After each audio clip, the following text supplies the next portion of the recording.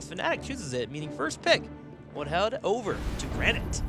Yeah, so Fnatic with the first pick choice again. Also in that last fight, even I don't even think the Mighty Gust made the difference. It was good that Shrimpy used it, don't get me wrong. So he tried to push everyone away. But I think with how the fight went, even if the Gust doesn't come through, they don't have what it takes to take Breeze down. Could have gotten him low enough that he would not have re-engaged, but have tried to move out. Sure. It's hard. Blowing up a Muradin is definitely a tricky task. Yeah. That is definitely something that you have to really be coordinated for. Now, as we had a 2-minute Spider Queen, it's to be more about wave control, obviously. You could still play the same macro game here. The issue is that you have to make sure your opponent doesn't get stacking heroes. If you see Chromie on this battleground, it could be an issue for them to deal with, and you'll have to be a little bit more decisive when it comes to picking off picks. Yeah, I really want to see what the drafting is going to look like for Fnatic now. The first game was not quite what I expected, was dominant towards the end, but Granit Gaming kept up for a long period in time. This is still a pretty tricky series for them going up against Fnatic here right away. So Genji again, banned out, continuing the trend of Genji and Tracer being the two most popular bans within Europe. There's a good chance that Fnatic is going to ban Tracer out here as well. There are a couple of other candidates for that too, but Tracer is still a staple on this map. I don't know, they're still thinking about it here. Could be wondering about their 1-2 pick after first pick goes over. You know, it's someone that's kind of fallen off dramatically that I didn't expect to fall so much. Garrosh. We didn't get much with him last week, but it feels like a lot of teams have gotten much better of kind of poking him down and threatening that non-mobility that Garrosh doesn't bring to the field. To be honest, Garrosh after Mid-Season Brawl didn't shock me too much because, yes, we've seen a lot of Garrosh play at the Mid-Season Brawl, but I mentioned that when we were playing the playoffs out, that Garrosh was actually mainly picked by the non-league regions coming in. That's so true. even in the playoffs, we had a Garrosh picked by some of the major region teams as well, but if you look at the statistics, Garrosh was mostly picked by their teams that they faced. So already there, he was phased out slowly. He just got masked a lot by still Australian teams picking them, by China, for example, also going into Garrosh a lot. So I feel he's still a strong tank at the front, but he just doesn't have this dominance anymore that we had before in his position, because now you can rely onto Johanna. You still have Diablo available, who also has a good track record here. We've seen how dominant Muradin can be, so there's a lot of good alternatives all of a sudden. It does not change the fact that I miss him, though. Oh, but look at this. Johanna and Urel coming out in the 1-2 pick. Johanna makes sense, wave clear, etc. Always something that we talk about when it comes to this map, but Urel in the second pick. Yeah, Goat Girl making her way up the standings there. Yeah. Told you, I mean, it's all about the priority this weekend. How high is she gonna rise? We have her now in the 1-2. That doesn't really surprise me. Is she first pick worthy? That's a bit of a different question. Could even see her on a first ban, depending on if you're first pick or second pick. So it's an interesting... This is definitely the question for me this weekend. Because I can see her banned first in a game, because you expect your opponent to pick her in a 1-2 rotation, but I'm not quite sure if I would prioritize her enough so that if you have a first pick, you actually go into a first pick on URL and let everything go. Granit Gaming, thinking about their pickups here. Blaze would always be great on this battleground, but with it being Darkmok, I'm wondering if we might get a Sonya instead. Something a little bit more powerful in the bottom lane that can kind of bully out. Chromie and Hanzo comes out from Granit Gaming now. They're looking for the poke compositions, and they engage. Now, that immediately leads me to the question if Fnatic is, for example, comfortable enough to go also into a MIF here. Because if you see a Chromie, then the question is always, how do you deal with Chromie? Do you have something against her? And we talked a lot about how Muradin can fill that role. How he can jump in when the animation on her combo goes through and you start to stack up the Stormbolt and someone else follows it up. And Fnatic has, at the mid-season brawl, countered an early Chromie pick by Muradin and MyF. And granted, it was a bit of a different setup here, but you could still make arguments for being aggressive against Chromie and targeting her specifically. Fnatic. Worrying about the ban here. Any main tanks they should be worried about? Or the offlane again. You talked about Blaze being a good option to ban out, and I would agree. I mean, there's a lot of good offlaners for 2-1 Spider Queen. Yeah. That's the map where we still see quite a fair share of Leoric, for example. So I'm not quite sure if you would really target the offlane here. But even in front lane setup, you have a lot to ban out. Muradin, Garrosh. Could have even thought about a ban on Diablo if you wanted. But Muradin has a Stormbolt setup that Chromie can follow up on. So any tank that has a really good setup for her would be a decent ban here. An additional conversation too, with you wanting to play Urel, Skullcracker Murden is something that's been popping up a little bit here and there to try and control her. I haven't seen it too much, but something to add on top of that. We haven't really seen that a lot in HGC, but when we saw the introduction of Urel, that was the first thing my mind jumped to. How much can you really do with a Skullcracker Murden against Urel? Is that worth picking? Yeah. Is it worth giving up the damage output that you get with Give 'em the Axe over trying to get those mini stuns in to interrupt channels on her? I actually don't think that we're going to see too much in HGC, but I would actually love if that would become a counter talent towards Urel, if that's all of a sudden a thought process here that we see regularly. Well, Granit Gaming bans out Jaina, something that we saw from Fnatic on this map in particular last week. We did have Leoric first with the Jaina, so you would have the Entomb into a Ring of Frost, blow up a target. Idea could be similar here. You have Blessed Shield, you have your Relic, maybe knock back somebody and get them a stun long enough for you to come in and get your Ring of Frost off, but keeping the Jaina away. Also, you can't forget about the Wave Clear too. Always a wonderful pickup for this map. Still leaves them with Gul'dan. I mean, again, we talk about mages for Mena. I will fight to my Rhaegar taken, and there's Gul'dan. So Rhaegar definitely also a bit more viable now. Gul'dan also coming in. And that gives Mena a couple of really nice tools, especially around the Horrify, but the Wave Clear has definitely settled for them around Johanna. Rhaegar, of course, also in that immediate path. You have your Cleanse available now in this case, and that against Chromie is already worth a lot, so that's probably going to force the Slowing Sands out instead of having the Time Loop. Killing Urel and Johanna is going to be difficult this matchup, with Rhaegar constantly pumping out heals from the side, even such healing too if things get too wonky. The good news for Granit Gaming is you have Chromie poking around, so you will be getting those stacks moving up, and typically when you have a double melee front line, those stacks are easier to approach as long as you don't get caught out of position. But Fnatic, they are looking beefy.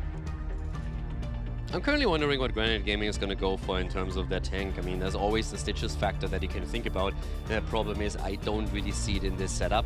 First of all, you have a Cleanse. Second of all, you have the Iron Skin on Johanna and also her survivability. Rel can jump out, push the targets away, so I don't think that's an option. And with the Murden being eliminated, they still go for it. All right. I actually think this is a pretty big misstep. Thrall and Stitches. Well, the good news for Granite, they have Poke. They can prevent turn-ins like crazy. Yeah.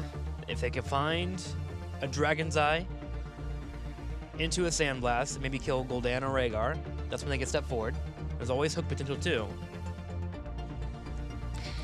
It's really, really interesting to me to see Stitches, because Stitches, I mean, as I just said, it was immediate thought process because you have Stitches into Malfurion roots and you have Chroma with follow-up damage, so there's a lot of arguments for it. But I look over to Fnatic and I see a lot of tools how they can deal with that. Yeah. You can cleanse out the hook, you have the Iron Skin, which fulfills the same purpose. Even if you get hooked with Johanna, it's not going to be easy to take her down. Urel herself is very tanky, has her level 10 survivability talents as well that she can use. And also on top of that, of course, she can jump out. You have Gul'dan with Horrify. There's a ton of tools that we're seeing right now that's going to make it very difficult to kill anyone. I mean, even Tychus is going to be difficult to drop here, even though he's one, I mean, obviously, by definition, the two damage dealers are going to be the priority targets, but I think that's going to be a very difficult thing for Granit Gaming. I mean, you have a Horrify into just walking into a Tychus with a minigun, he's going to get deleted. I'm actually a little bit worried about the Stitches here, too. Of course, hooks can always be a factor. There's only 2 Stitches in the world right now that I really kind of don't doubt, and that's JPL1, and then over in North America, Leon Black and Hero League, he knows how to hit hooks. Other than that, man, I don't know if this is going to work here for Granit Gaming. We'll see. We'll see. I'm wondering if I would have liked even Garrosh here a little bit more. I mean, he faces a similar problem in terms of displacement, so, but then you have, can you run ETC with this setup? Probably not quite. You have Diablo still around, so there's a few tools. They decide in favor of Stitches. It helps with Wave Clear, of course, too, depending on what kind of build they go for here. If they can land the hooks, it would be great, but if that's going to be the case, we're going to have to wait. Problem, of course, is it's not only about that front line. Rhaegar, even if he doesn't cleanse the hook, still has the Ancestral Healing later on that he can use, and also, of course, the shield in 13. So there are tools to save a target. Yeah, it's durability versus poke and a catch comp. Can Stitches find those hooks? If not, I really do kind of lean towards Fnatic a little bit more on this battleground than I would over to Granit Gaming. There's a chance, that is for sure. Now, we'll get ready for 2-minute Spider Queen. Will the macro be a focus here for Fnatic? Will Granit Gaming be able to find these hooks, be able to open up the map? Because once they do, that's when we think they can get the win. Let's go ahead and move into game number 2. 2-minute Spider Queen, second map out of this best-of-5 series.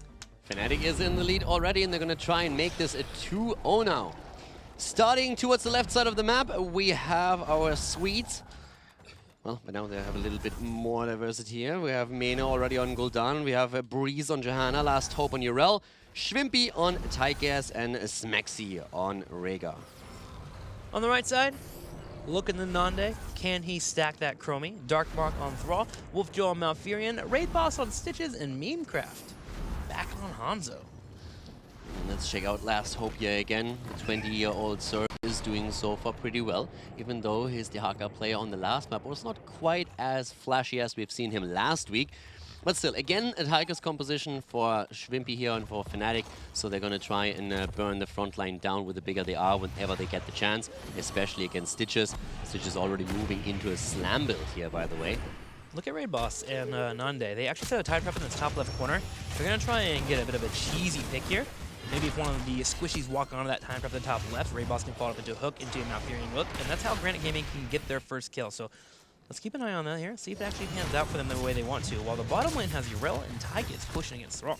Fnatic already playing this a bit more passive in the soaking. So we have them in the mid and the top lane, standing a little bit farther out, which makes it more difficult for Stitches to land a decent hook. Mena never unmounted before the wave was pushed into the towers. So Fnatic has at this point already accepted that in the rotation they are going to give up some ground to make sure that they are not being exposed too much. A hook against Breeze is never going to really be an issue. Didn't even pop his Iron Skin here, but they are very worried about especially Gul'dan, so they're going to play this a bit more passive in the rotation between mid and top. But of course that also means that they have to at some point be more careful about the way that Granit Gaming could secure their tournaments. Fnatic is doing everything in their power to deny Chromie as many stacks. They had Rhaegar sitting behind turrets, making sure he could not get spotted. The moment they saw Chromie in the middle lane, they put 3 in the bottom, they went straight for these giants. But Granit Gaming, they sniff it out and they come over to fight, and Last Hope is taking some damage. Hook comes out. Granit Gaming finding the first kill of the game. That was a bit too transparent for Fnatic. That rotation down to the bot lane. It has become a huge point of contention down here at the bot lane. Like, it's always heavily contested, the siege shines. And whenever in the early game you don't see your opponent in that spot, you are going for a great, fantastic hook. And the roots come out, and that's another kill. Granit Gaming opening it up with a double kill. They didn't get the siege shines, though. Raid Boss trying to show off that he can play Stitches as well. 2 big hooks in a row to help find some kills for his team. Granit Gaming jump up slightly in experience, but also have to go for a turn-in. 28 gems available. Last hook comes over to delay.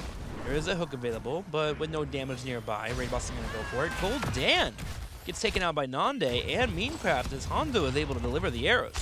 Immediately with a spray game on point here too. Smexy goes in, they're trying to go for Nande here. Schwimpy can confirm that kill for sure, and it's actually Rhaegar with the last hit. Well done by Fnatic, answering in kind after Gul'dan got taken out. Yup. Rhaegar realizing, okay, Chromie, you might be able to poke from across the map, but the moment that I get up next to you, I can take you out quickly, and with the help of Tygas, they find their own kills. Fnatic answering that. Granit Gaming still trying to sneak in this turn-in where they can. Mostly trying to set up Fnatic coming over to dissuade them. That way they can turn around and pop up a hook, but with Corruption landing on Raid Boss, he has to be careful. There's a hook into a lockdown on Schwimpy. He takes some damage as Memecraft pops in some damage over there. Oh, with no Chromie following up though, Schwimpy is able to get away. Yeah, Schwimpy getting hooked for the second time here now. He needs to be careful with this. Breeze is trying to shield for him and actually did that very well, protected him afterwards. After the fact, just going in with the Condemn and then also body blocking as much as he could. But yeah, a lot of kills already. Granit Gaming with 3 kills against 1. Everything started through the attempt of getting the Siege Giant camp at the bot lane from Fnatic, which they pulled off, but still Granit Gaming with a good read here and reacting right away. In this case, though, we have, interestingly enough, Granit Gaming not with a single gem turned in yet, and they have fallen heavily behind because Chromie lost a fair share of gems when she fell. Chromie is not having a good game so far right now. I mean, she has her 9 stacks on Time of Pursuit, but in terms of Sandblast, yeah, only 5. 5 stacks, 4 minutes into the game is not quite where you want to sit. This is usually a map where you feel like you can get a lot of stacks coming your way. Fnatic is not giving them the opportunity. But speaking of Fnatic, they're going for an aggressive push here in the middle while Granit Gaming answers back with their own night camp. Nande sieging away finally finds another stack as he moves up to 6 total.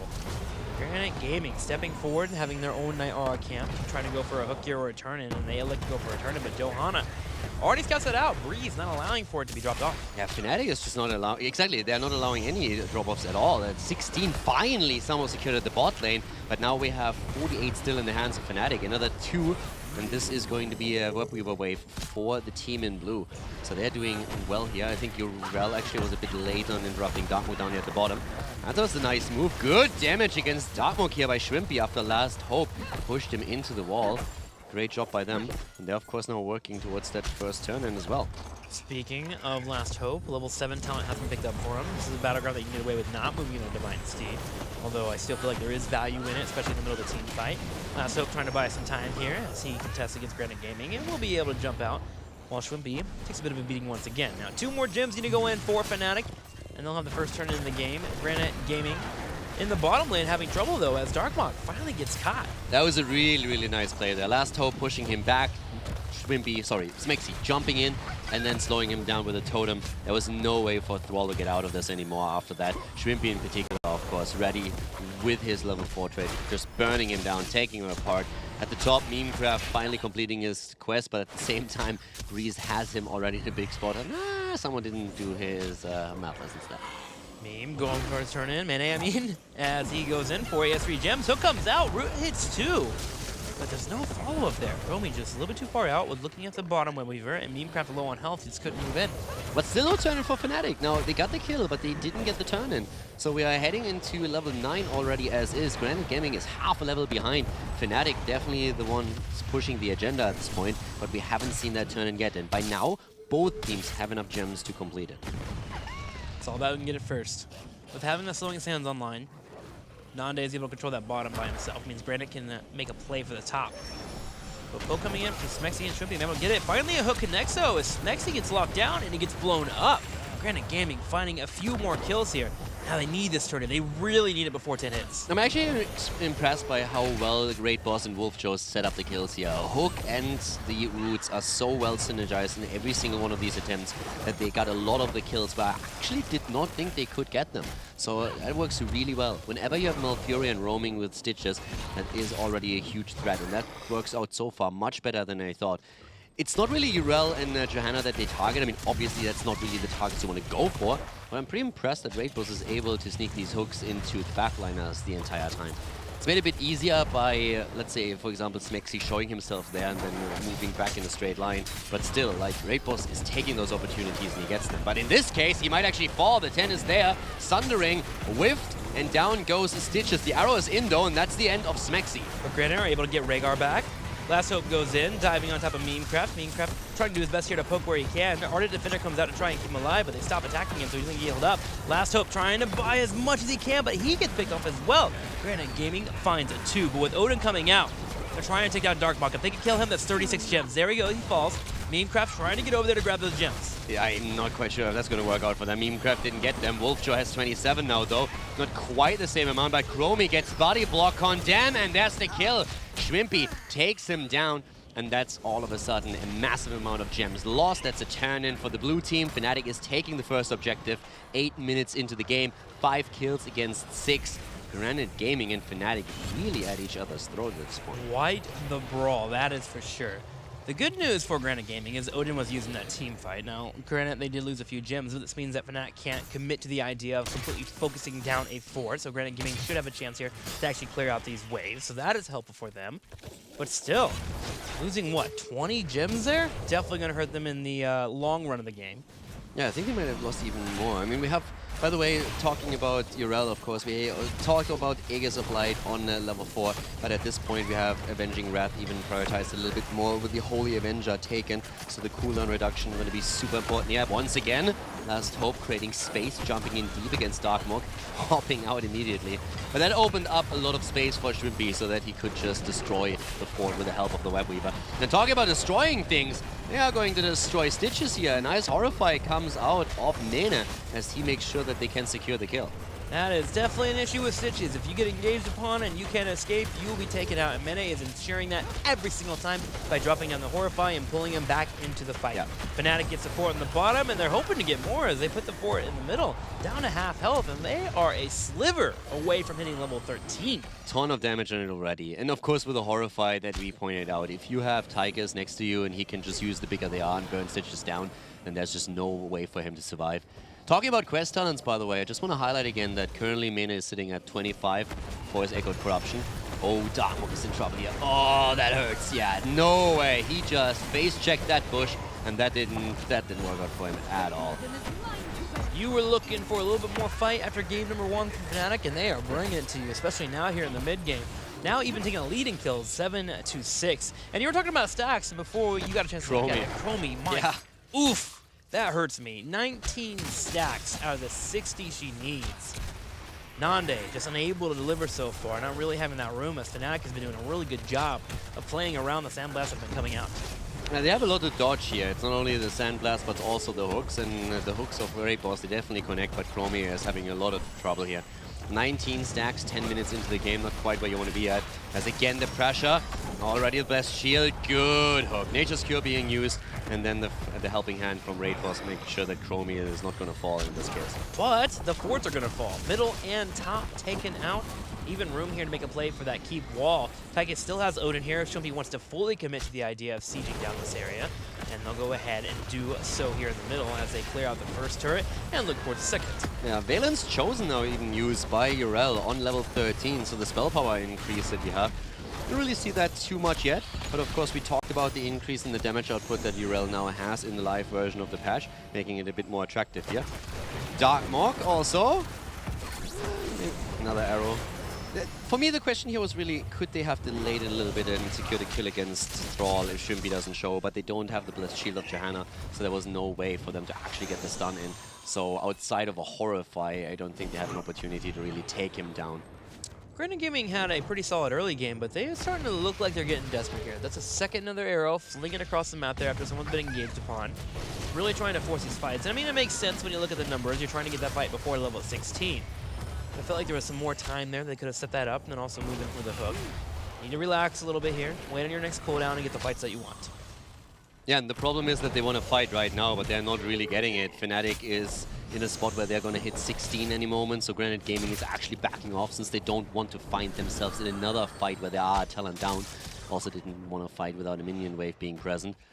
Now, Thrall rotating to the bot already showcases that they're just trying to grab as much experience as they can. But it still means that Fnatic can already work towards another turn-in. Now, they don't have the gems. They only have half of them. They have 30 of the 60 they need. But they can control the 2 turn-in points for now quite some time, since they have a 2-level lead over Granit Gaming, 16 talent advantage, and that more or less already signals that you are at least thinking about boss. So if you don't take the boss, if you don't commit to it, then you at least want to posture around and try and bait your opponents to go into it.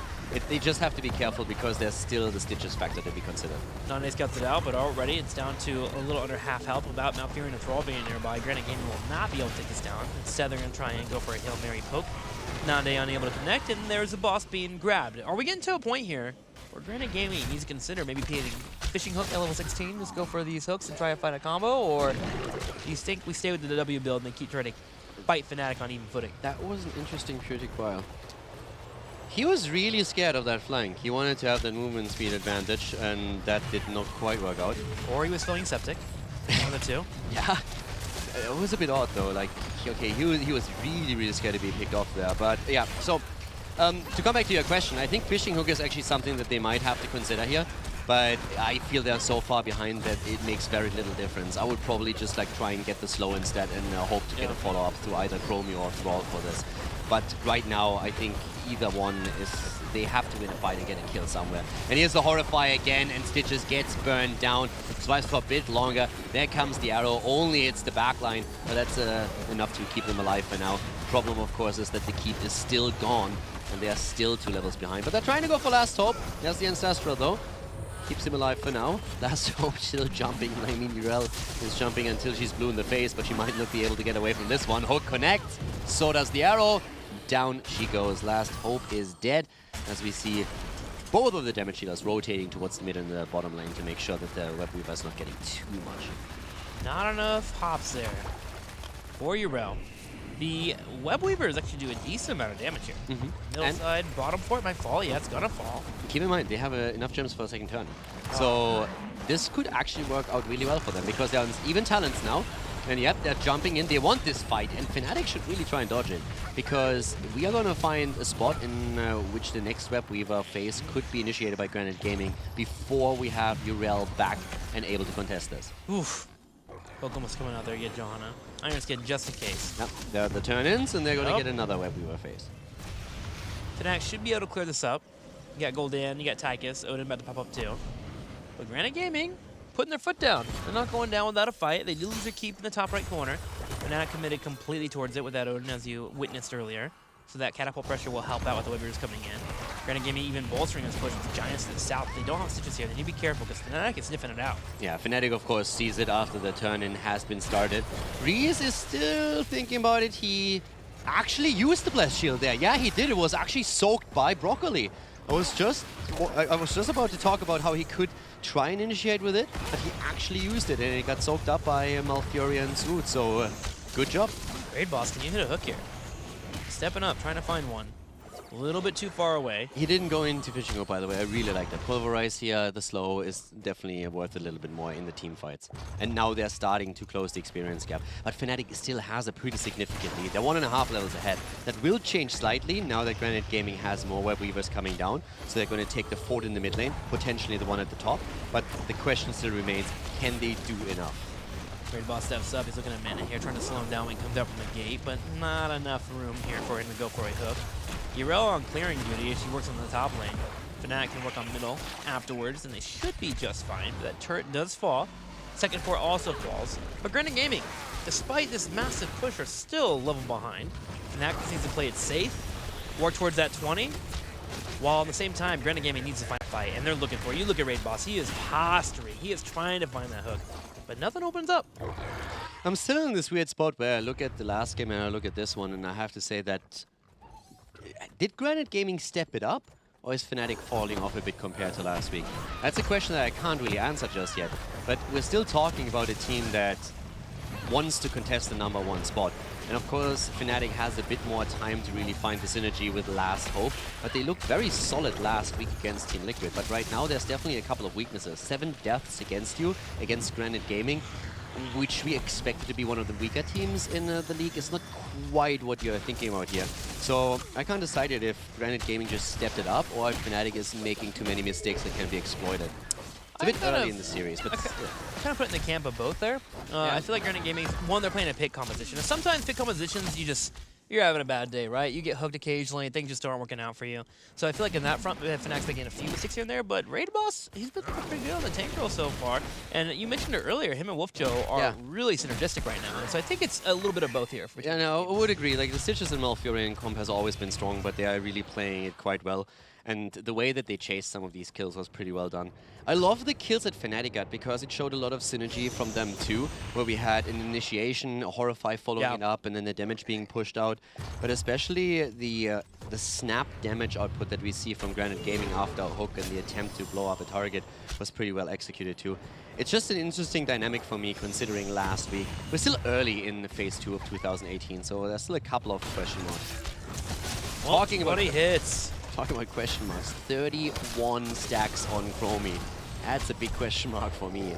Yikes. 18 minutes into the game. That is not good.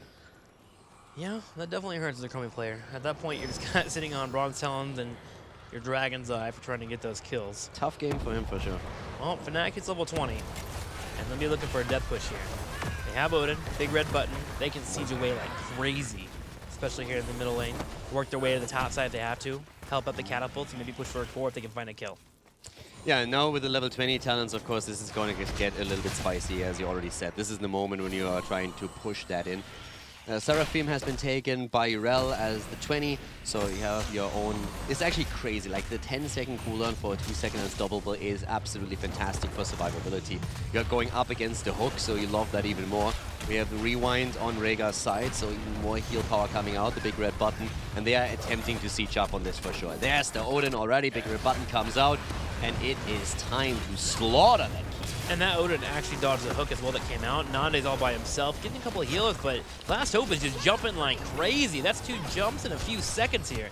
Drops on the Ardent Defender, gets unstoppable as well and goes for the tree, but with the keep in the bottom right being played out in the middle already being done, this is looking like it might just be game, and Shrimpy steps up with the rest of his crew and then goes straight for the core. Yeah, this is bad news right here. All the keeps are down, the Horrify comes through, they're going for Raid Boss, and he goes down. Stitches eliminated, and we are seeing Fnatic starting to walk towards that core. Odin is still active, they're trying to go for the second kill, and Darkmock is obliterated by a fellow Orc. Odin is just absolutely bonkers in the late game, and you see it here as 3 fall. Last Hope able to jump around, find those kills, a total of 4 being picked off. Memecraft trying to stay alive here, but Memecraft cannot find the kills himself. He'll be cleaned up, and Fnatic is able to grab a 2-0 over Granit Gaming. Yep, job well done here, gets the victory.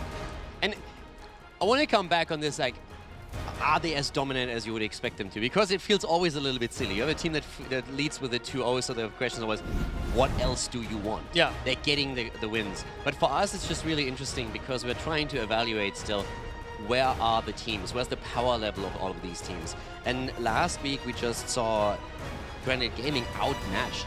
And now they are looking a bit better against Fnatic. That could be because Fnatic is just not really finding their rhythm here. It could simply be because Granit Gaming is already picking it up. And it might not necessarily be important for the series at hand, but it's more important for the larger context. How will Fnatic stack up against Method, for example, on Sunday, which we said is going to be a super important match? Is Granit Gaming all of a sudden a team that can maybe take the Zealots now? Yeah. That maybe goes up against Leftovers, against the Monkeys, no matter who they are going up against there. Are they gonna, do we now think that they have a better chance of accomplishing that than before? So from that perspective, it's super interesting to see the way this was playing out. But Granit Gaming is again finding these kills. Yeah. And that's something that they've also shown last week, that they can find these kills when it matters. They were in a couple of really weird spots too, where they just like found a kill on the map, all of a sudden collapse on a target, and try and bring themselves back into the game. Because I could see them in this matchup so far today having a map win, whereas last week I couldn't see them even get a win against Method, where Method was so dominant against them. So Granit Gaming definitely stepped up this weekend. We'll see if they can get a win here, as they have one more chance with game number 3. We'll be right back.